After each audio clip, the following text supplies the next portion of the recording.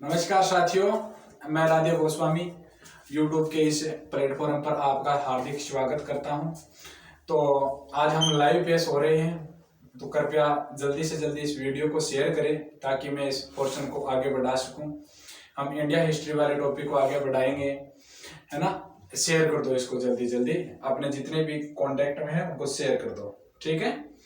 अब हम India history वाले टॉपिक को बढ़ा रहे हैं और आज हमें जिस शासक के बारे में पढ़ना चाहते हैं वो शासक है फिरोज शाह तुगलक। कौन है? फिरोज शाह तुगलक।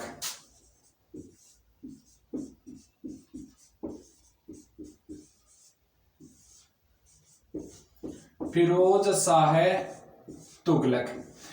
और पिछली क्लास में हमने बात की थी, वो अपनी बात थी पिछली क्लास में मोहम्मद बिन तुगलक की। और मोहम्मद बिन तुगलक 1351 में मर जाता है। उसके बाद में शासक बनता है फिरोज शाह तुगलक। यह शासक रहा था 1351 से लेकर 1388 तक। 1351 से लेकर 1388 तक यह रहता है शासक। तो देखा जाए फिरोज शाह तुगलक के बारे में, तो फिरोज शाह तुगलक था, यह कट्टर मुस्लिम शासक था, ठीक है ना। यह धार्मिक कट्टरपंथिता को अपनाता था। धार्मिक कट्टर शासक था। क्वेश्चन पूछा जाए दिल्ली सल्तनत का धार्मिक कट्टर शासक कौन था, तो यह था। हम आगे बात भी करेंगे इसके बारे में कि इसने अपनी कट्टरपंथिता का परिचय देते हुए क्या किया था। तो फिरोज शाह तुगलक धार्मिक कट्टर शासक हैं। इसके बाद में इस तुगलक वंश का जो राज्य है, इस राज्य की जड़ें हैं वो नीचे से कटनी स्टार्ट हो जाती है और राज्य बीमार पड़ जाता है एक तरीके से। तो बाद में इसने कहा था कि है ना, मेरे राज्य की ऐसी हालत हो गई है कि शायद अब इसका कोई इलाज भी नहीं हो पाएगा। फिरोज शाह तुगलक ने, जो इससे पहले शासक था मोहम्मद बिन तुगलक, उस मोहम्मद बिन तुगलक ने राज्य की, वैसे भी पिछले वीडियो में मैंने आपको बताया था कि हालत खराब हो गई थी। राजधानी परिवर्तन करता है, सांकेतिक मुद्रा का प्रचलन करता है, और भी उसने खुरासान कराची पर अभियान चलाए थे। बाद में दोआबगढ़ में भर्ती करता है, बाद में तकावी रण है वो प्रदान कर देता है। तो एक प्रकार से राज्य को तो वैसे वही बर्बाद करके चला गया था। अब फिरोज शाह तुगलक बेचारा क्या करे उन राज्य को, तो ये क्या करता है, सबसे पहले सैन्य व्यवस्थाओं को देखता है। क्या करता है? सैन्य व्यवस्था। तो सैन्य व्यवस्थाओं के बारे में मैंने आपको बताया था कि उसने कठोर नीतियां लागू कर रखी थी सेना पर। किसने? मोहम्मद बिन तुगलक ने। मोहम्मद बिन तुगलक ने कठोर सैन्य नीतियां थी। इसी के साथ अब यह क्या करता है, सामान्य नीतियों को प्रचलित में लाता है। जो सैन्य व्यवस्था थी उनको वापस सामान्य नीतियों पर लाकर छोड़ता है। यह नीतियां हो गई सामान्य। इसने कहा था कि अपने जो सैनिक है उन सैनिकों को जागीरें प्रदान कर देता है। वो तो क्या करता था, सिर्फ फिक्स पेमेंट देता था महीने के, और उसके बाद में जागीर का कोई लेन देन नहीं था। यह सेना को जागीरें प्रदान कर देता है। जो जागीरें थी वो वापस प्रदान कर देता है, जागीरें प्रदान कर देता है। और है ना, यदि कोई सैनिक असक्षम है, नहीं आ सकता और न ही नौकरी कर सकता, वो इसके दरबार में काम भी नहीं कर सकता, तो ये क्या करता है, वहां पर है ना उन सैनिकों को आदेश देता है कि आप काम नहीं कर सकते तो कोई बात को नहीं, आप अपने पुत्र, अपने दामाद या अपने किसी रिश्तेदार को भेजकर अपना पद संभाल सकते हो और अपनी जागीर है इनको सुरक्षित रख सकते हो। वापिस सैन्य प्रणाली बदलकर ये है ना एक नई दिशा दे देता है भारत को कि किसी भी प्रकार राज्य है वो सुधर जाए। तो इसको है ना दो काम करने थे मुख्य। तो एक तो यह करना था, तो इससे पहले मैंने आपको बताया था उसके बारे में, मोहम्मद बिन तुगलक के बारे में, कि उसने हमेशा उलेमाओं के खिलाफ निर्णय दिया था। और यह क्या करता है, इन उलेमाओं को खुश रखना चाहता है। और दूसरी बात, फिरोज शाह तुगलक क्या करता है, राज्य को भी ऊंचा करना चाहता है, उलेमाओं को भी खुश करना चाहता है। यदि उलेमाओं को खुश करना पड़ेगा तो यहाँ पर है ना उलेमाओं को ध्यान में रखते हुए आक्रमण करने पड़ेंगे। जैसे मंदिरों को लूटना है, मूर्तियों को तोड़ना है, वो काम करने पड़ेंगे। तो ये धार्मिक प्रवृत्ति का आदमी था बेचारा, ऐसा कर नहीं सकता, तो इसको करना भी पड़ेगा। तो दो मुख्य बड़ी बातें इसके सामने आती है। तो है ना, ये क्या करता है, सेना को जागीरें प्रदान कर देता है। उलेमाओं को खुश करने के लिए ये अपनी सेना के अंदर एक आदेश जारी करता है। वो आदेश यह था कि मैं कौन हूं किसी वृद्ध व्यक्ति की या असक्षम व्यक्ति की आजीविका का साधन छीनने वाला। फिरोज शाह तुगलक ने कहा था, मैं कौन हूं किसी वृद्ध व्यक्ति की आजीविका का साधन छीनने वाला। तब अल्लाह ही साधन नहीं छीनता है आजीविका का, तो मैं कैसे छीन सकता हूं। इसीलिए इसने अपने राज्य की जागीर है वो सेना में बांट दी थी, और जो सैनिक नहीं आ सकता है वो किसी अपने नौकर को, किसी रिश्तेदार को, दामाद को, पुत्र को भेजकर अपनी जागीर है वो सुरक्षित रख सकता है। विद्यार्थियों में आपके कमेंट नहीं पढ़ रहा हूं, जो लाइव चैट है ये ना मैं बाद में पढ़ दूंगा, और यदि आपको कोई डाउट हो तो वो डाउट है ना आप वीडियो देखने के बाद में कमेंट में डाल देना, ताकि मैं उसका वापस या तो अगली क्लास में सॉल्यूशन करवा दूंगा, नहीं तो है ना यदि कोई छोटी बात हुई तो मैं कमेंट में जवाब दे दूंगा आपको। मैं है ना लाइव नहीं, चैट नहीं पढ़ पाऊंगा आपकी, क्योंकि मैं आज पहली बार लाइव आया हूँ, तो मुझे पता ही नहीं है कि कहाँ से चलता है सिस्टम, कैसे जवाब देना पड़ता है ना। तो धीरे धीरे मैं सीखूंगा। अब आपको पता ही है कि आपके सामने रहता हूँ पूरे दिन, क्या करना होता है क्या नहीं करना होता है, कितना नॉलेज है वो आपको पता ही है।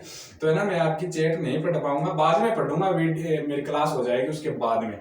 तो है ना, आप कर लेना, उसके अंदर जो बात है वो नोट कर देना, मैं देख लूंगा बाद में, है ना। तो जागीरें प्रदान करते हुए इसने कहा था कि अल्लाह साधन नहीं छीनता है तो मैं कैसे छीनूं, अल्लाह साधन नहीं छीनता है तो मैं कैसे छीनूं, यह कहा था फिरोज शाह तुगलक ने। अब देखो आगे की यदि बात की जाए, उलेमाओं को खुश करने की बात आए, तो उसने तो उलेमाओं को, मोहम्मद बिन तुगलक ने तो इनको परेशान किया था। यह उलेमाओं को खुश करने के लिए क्या करता है, नगरकोट पर आक्रमण करता है, और नगरकोट पर आक्रमण करते हुए यह लूटता है ज्वालामुखी मंदिर को। कौन से मंदिर को, ज्वालामुखी मंदिर को। ज्वालामुखी का मंदिर कहां पर है, नगरकोट गुजरात में है। इस मंदिर को लूटकर माता ज्वाला की मूर्ति का जो पत्थर था, उन पत्थर के छोटे छोटे टुकड़े बनाकर और मार्केट में कसाईयों को बांट देता है। ज्वालामुखी माता थी, इनके मूर्ति के टुकड़ों से कसाई मांस तोला करते थे। अपने उलेमाओं को खुश करने के लिए ये क्या करता है, इस मंदिर पर आक्रमण करता है। अगली बात देखो, उलेमाओं को खुश करने के लिए इसने जो दी गई थी मोहम्मद बिन तुगलक के द्वारा, मैंने आपको बताया था कि तकावी ऋण दिया गया था।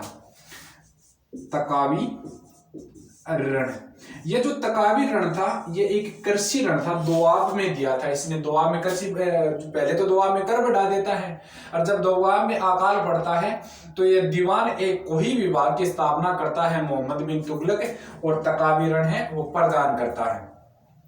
तो फिरोज शाह तुगलक ने मना कर दिया था कि यदि ये जो तकावी कर है ये नहीं लेंगे। तो ये दूसरा काम किया था इसने उलेमाओं को खुश करने के लिए कि तकावी ऋण है वो यहाँ पर क्या होता है, आज से आपका माफ कर दिया जाता है। अब देखो आगे की बात, फिरोज शाह तुगलक ने अपने राज्य की आर्थिक स्थिति सुधारने के लिए, अपने राज्य की आर्थिक स्थिति सुधारने के लिए क्या किया था, तो इसने 1200 बाग लगाए थे। विद्यार्थियों कितने बाग लगाए थे, 1200 बाग लगाए थे।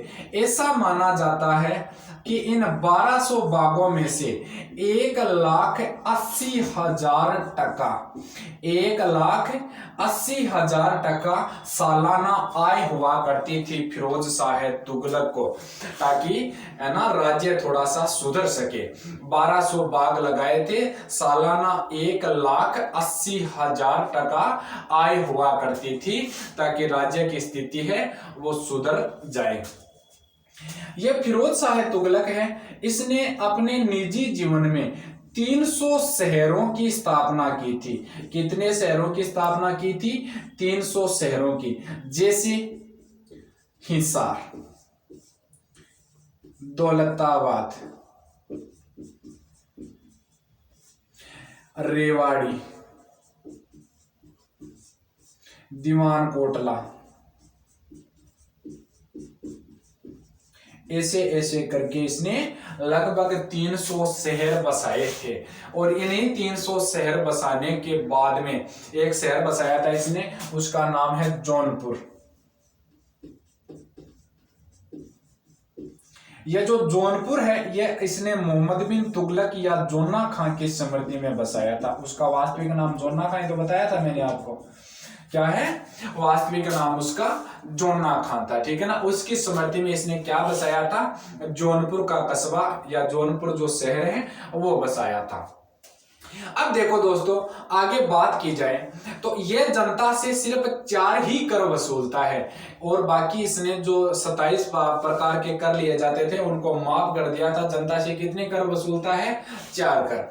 अब पूछा जाए कि मोहम्मद बिन तुगलक द्वारा वसूले गए कर, मोहम्मद बिन तुगलक ने जनता से सिर्फ 4 कर वसूले थे। कितने कर, 4 कर। जैसे जजिया, जकात, खराज और खमस। यह जनता से सिर्फ 4 ही कर वसूलता है, बाकी 27 कर है वो पूर्णतः माफ कर देता है। पहला जजिया कर, जकात, खराज और खमस, यह 4 कर वसूलता है, बाकी कर देता है माफ। अब ये क्या करता है, एक नया कर वसूलता है इन 4 कर वसूलने के बाद में, वो था इनका सिंचाई कर। नया कर कौन सा है, सिंचाई कर। यह नया कर वसूलता है जनता से।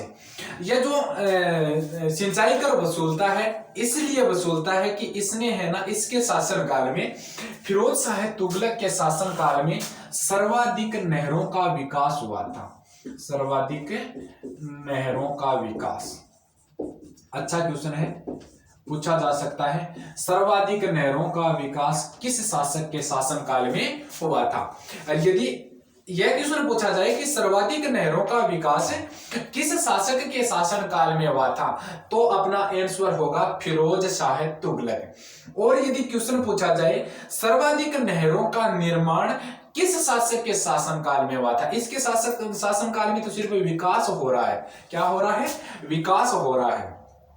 यदि निर्माण की बात की जाए तो निर्माण किसके शासनकाल में होगा, तो याद रखना प्यारे विद्यार्थियों, सर्वाधिक जो निर्माण है वो निर्माण होता है गयासुद्दीन तुगलक के शासनकाल में।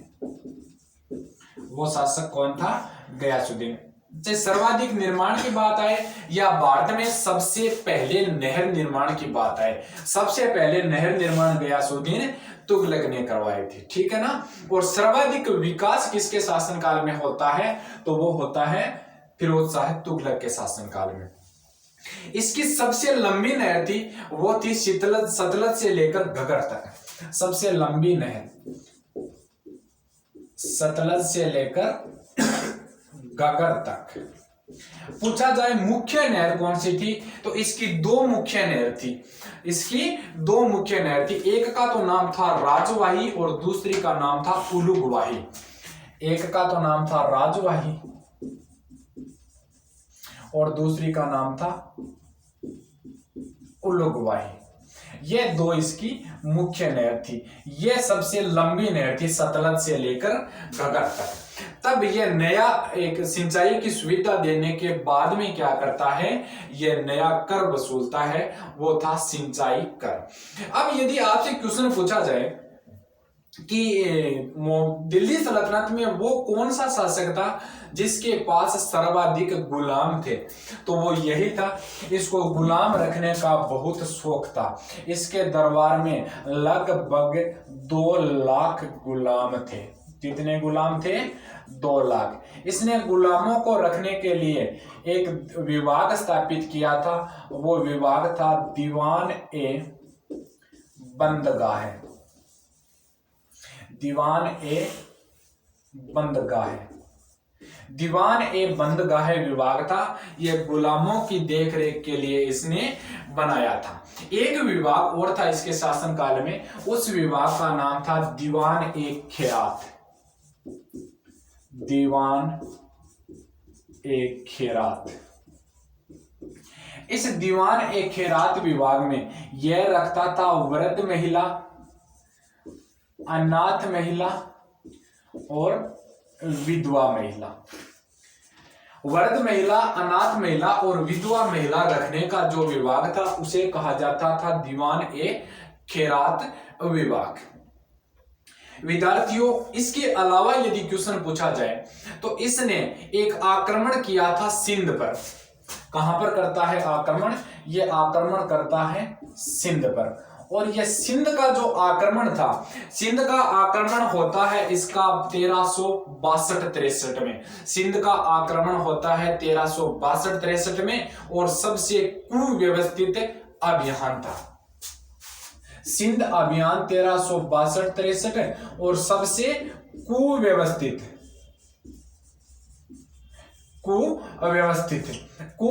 का मतलब एकदम टूटा फूटा अभियान था। और यहां पर यह लड़ाई करने के लिए जाता है तो एक क्या होती है, यहां पर कहावत प्रचलित होती है। और वो कहावत जो प्रचलित होती है वो ऐसी होती है कि देखो शेख प्रथा का कमाल, एक तुगलक मर गया जरा दूसरे को संभाल।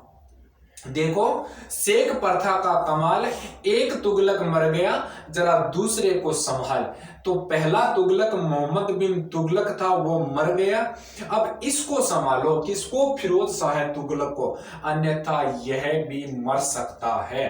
तो शेख प्रथा का कमाल, एक तुगलक मर गया जरा दूसरे को संभाल, यह इसके लिए कही गई थी।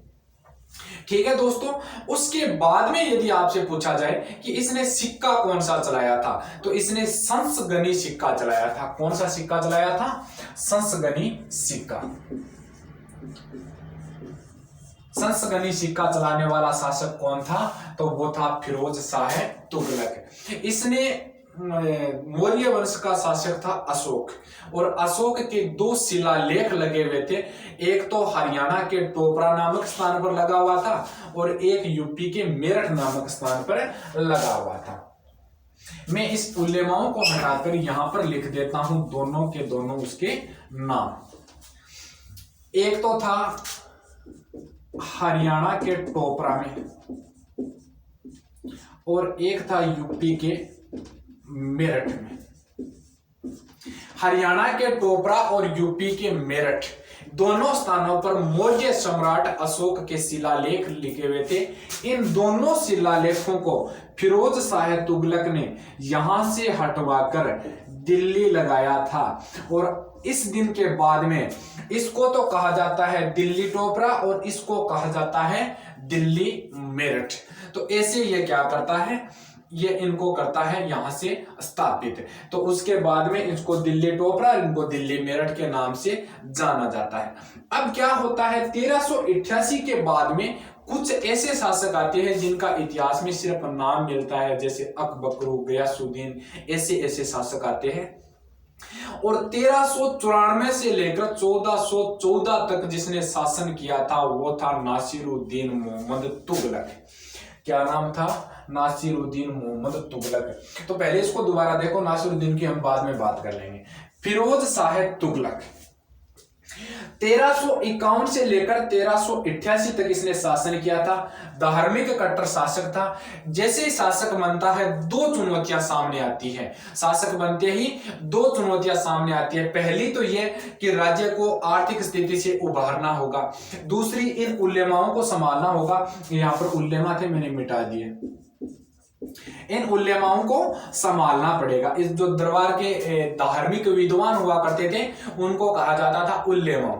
अब पहले ये क्या करता है, जब मोहम्मद बिन तुगलक ने सैन्य व्यवस्था लागू की थी, उन सैन्य व्यवस्थाओं को खत्म करते हुए वापिस उससे पहले जो सैन्य व्यवस्था चलती थी उन्हीं को लेकर आ जाता है, सामान्य नीतियां स्टार्ट कर देता है। सैनिकों को इसने वो है ना जागीरें प्रदान कर दी थी। और ऐसा कहा था कि एक वृद्ध व्यक्ति की आय का स्रोत जब अल्लाह नहीं छीन सकता है तो मैं कैसे छीनूं।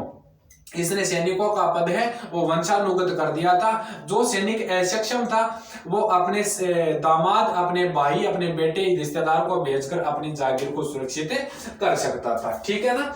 उसके बाद में इन उलेमाओं को खुश करते हुए इसने नगरकोट के ज्वालामुखी मंदिर को लूटा था और माता ज्वालामुखी की जो मूर्ति थी उन मूर्ति के छोटे छोटे टुकड़े करके जो पत्थर थे वो कसाईयों को बांट देता है और कसाई उनसे मांस तोला करते थे। ठीक है ना। उसके बाद में दोआब की किसान जनता को मोहम्मद बिन तुगलक ने एक रण दिया था जिसे इतिहास में तकावी रण के नाम से जाना जाता है। यह तकावी रण माफ कर दिया था, तब जाकर उलेमा थोड़े से बैठे थे कि ठीक है ये अब अपने काम की बात करता है। अपने राज्य की आर्थिक स्थिति को उभारने के लिए इसने 1200 बाग लगवाए थे जिससे सालाना 1,80,000 टका की इसको आय हुआ करती थी। इसने अपने निजी जीवन में 300 शहरों की स्थापना की थी जैसे हिसार है, दौलताबाद, रेवाड़ी, दीवान कोटला, जौनपुर इसने अपने भाई जोना खान की स्मृति में बसाया था। ठीक है ना। जनता से सिर्फ यह 4 ही कर वसूला करता था, जजिया, जकात, खराज और खम्स। तीसरा सिंचाई कर इसने वसूला था, तब नहरों का निर्माण करवाकर वसूला था। फिरोज शाह तुगलक पहला शासक है जिसने ब्राह्मणों से भी जजिया वसूला था। ब्राह्मणों से जजिया वसूलने वाला भी यह शासक था। उसके बाद में इसने नहरों का निर्माण करवाया था। फिरोज शाह तुगलक के शासनकाल में सर्वाधिक नहरों का विकास हुआ था। पूछा जाए सर्वाधिक निर्माण किसके शासनकाल में हुआ था तो गयासुद्दीन तुगलक के शासनकाल में निर्माण होता है। इसके ने सबसे लंबी जो इसकी नहर थी वो थी सतलज से लेकर घगर तक। सतलज से लेकर घगर तक थी वो इसकी सबसे लंबी नहर थी। मुख्य नहर थी, एक तो थी राजवाही और दूसरी थी उलुगवाही। उसके बाद में इसको गुलाम रखने का शौक था और इसके दरबार में लगभग 2 लाख गुलाम रहा करते थे। बाद में इसने गुलाम प्रथा का अंत कर दिया था कि कोई गुलाम नहीं रखेगा और बाद में दास प्रथा थी, उसका अंत तो अकबर करता है, जब मुगल बढ़ाऊंगा तब बताऊंगा। इसने सिंध पर 1362-63 में एक कुव्यवस्थित अभियान चलाया था। उस समय एक कहावत प्रचलित हुई थी और वो कहावत ये थी, देखो शेख प्रथा का कमाल, एक तुगलक मर गया जरा दूसरे को संभाल। इसने इनको रखने के लिए दीवान बंदगाह विभाग स्थापित किया था गुलामों को। उसके बाद में एक विभाग और था दीवान एक खैरात, जिसमें ये वृद्ध, अनाथ और विधवा महिलाओं को रखा करता था। ठीक है ना। अब देखते हैं नासिरुद्दीन महमूद शाह तुगलक। बस थोड़ा सा और बचा है। अब देखो नासिरुद्दीन महमूद तुगलक।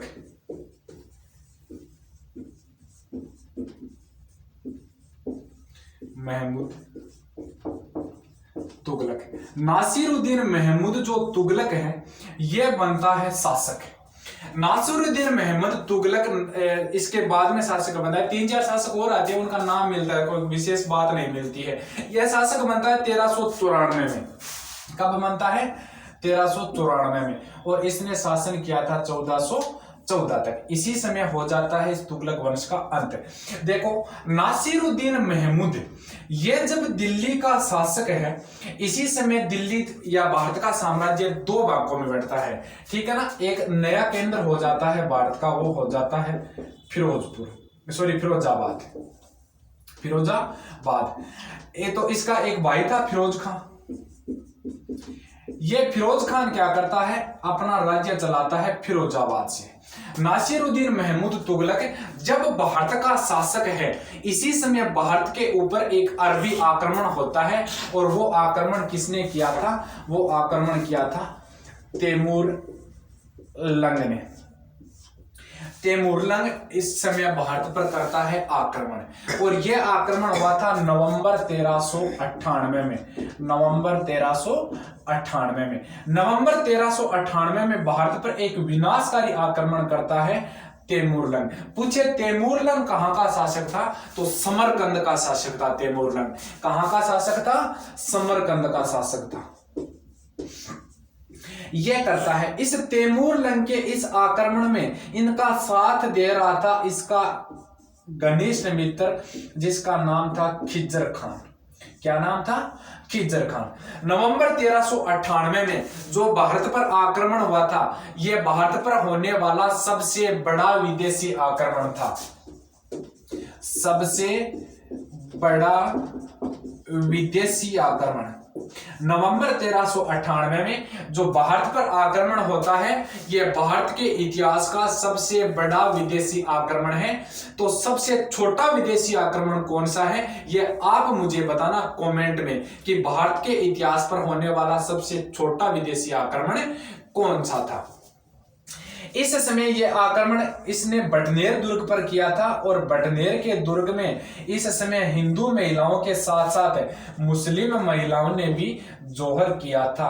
अब देखो, इसी समय नासिरुद्दीन महमूद यहाँ का शासक है। यह आक्रमण होता है, भारत की स्थिति डगमगा जाती है। तो ये जो तैमुरलंग है, ये तो वापिस चला जाता है समरकंद। और इस समय ये खिज्जर खान इसका घनिष्ठ मित्र विश्वासी व्यक्ति था, यह रह जाता है भारत में। यह दिलापपुर का सुल्तान सूबेदार बनता है। थोड़े समय तक तो खिज्जर खान देखता है नासिरुद्दीन महमूद को और अंत में 1414 में हटाकर इसको और स्वयं भारत के अंदर नए राजवंश की स्थापना कर देता है। वो था खिज्जर वंश और इसी को कहा जाता है शमसी वंश, सैयद वंश। ठीक है ना, शमसी वंश, सैयद वंश। यह था दोस्तों तुगलक वंश। अब कल बचा है खिज्जर और खिज्जर के बाद में लोधी। खिज्जर का कोई विशेष इतिहास नहीं मिलता है, सिर्फ 3-4 शासक है, वो मैं सीधा लिखवा दूंगा आपको, यहाँ पर लिख दूंगा, आप स्क्रीनशॉट ले लेना। उसके बाद में हम पढ़ेंगे लोधी वंश। तो लोधी वंश बहलोल लोधी, सिकंदर लोधी और इब्राहिम लोधी। इब्राहिम लोधी 1526 में मारा जाएगा और 1526 में पानीपत का प्रथम युद्ध होगा, उसमें इब्राहिम लोधी को मारेंगे। कल वाली क्लास में इस टॉपिक को हम कंप्लीट कर देंगे और उसके बाद में आप कमेंट में बता देना अगला कौन सा टॉपिक लेकर आना है आपके लिए। यदि इसी तरीके से चलता रहूं तो मुगल पढ़ाऊंगा, यदि मुगल नहीं पढ़ना है तो आप जो डिमांड करोगे वही टॉपिक पढ़ाऊंगा। धन्यवाद दोस्तों। अब मैं आपकी चैट पढ़ता हूं, आपने क्या किया है।